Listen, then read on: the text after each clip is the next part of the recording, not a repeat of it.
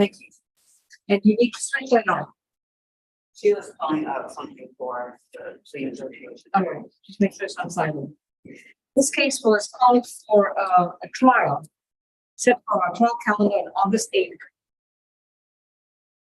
Case was set for a jury trial on August 8th, 2023.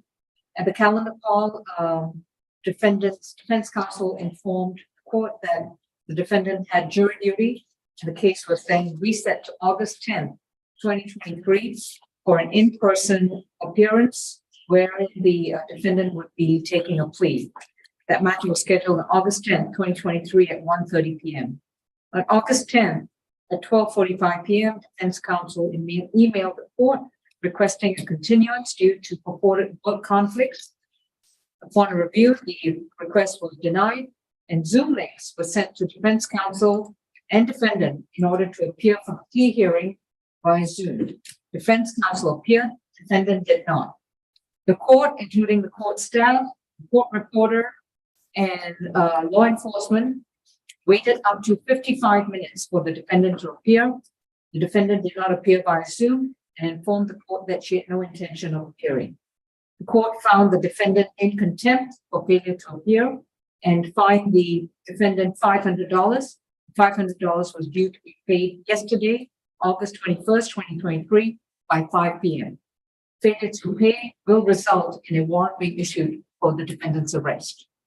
The case is now specially set for a plea hearing today, wherein the court will reconsider the contempt order pending a decision on what we're doing today. Ms. Watson Cafe. So we have a plea from the state, Your Honor.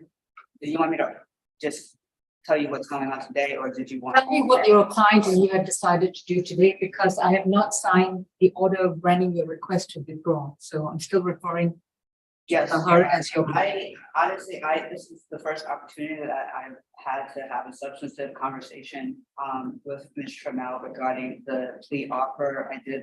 We did discuss the terms, and it fell within the parameters initially.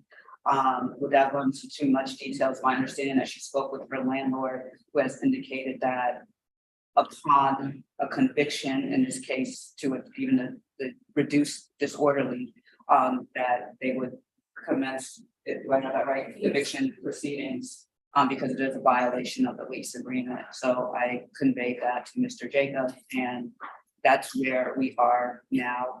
It's my understanding that Ms. Trammell still wants to still resolve this without a trial, Your Honor, but I don't know if that's something that can happen based on the circumstances. So that's where we are.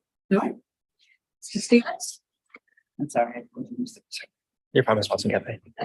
Your Honor, so I'm reviewing the case upon the defense's request, criminal history. I'm also awaiting what she was looking for on her phone is that section of the lease. I have, upon seeing something, I'm willing to review it, but otherwise the offer will stand as is. And we potentially have to go to trial, but I'm willing to wait to see if there is indeed a provision in the lease that says she will be evicted upon a conviction. That may or may not change the state's position, but unless I at least see proof, I'm not going to revise any offer. What kind of proof is the state waiting on? A letter from the landlord or a provision in the lease? No, so if she has a copy of her lease and there's a provision that says she will be kicked out of her apartment upon a conviction of anything, then I'm willing to at least consider it. I'm not going to consider a change in the offer unless I at least see proof of that and the offer stands as is. All right. And how much more time do we need to do this? She was pulling it up. I would think a few more minutes. She was trying to pull it up on her phone, Your Honor. Okay. Either the lease or a letter from the landlord citing to the provision of the lease. Would you be satisfied with that? Yes, Your Honor. But again, that's just to review it. I'm going to stop in this Watson Cafe for about 2 more minutes, Your Honor. All right.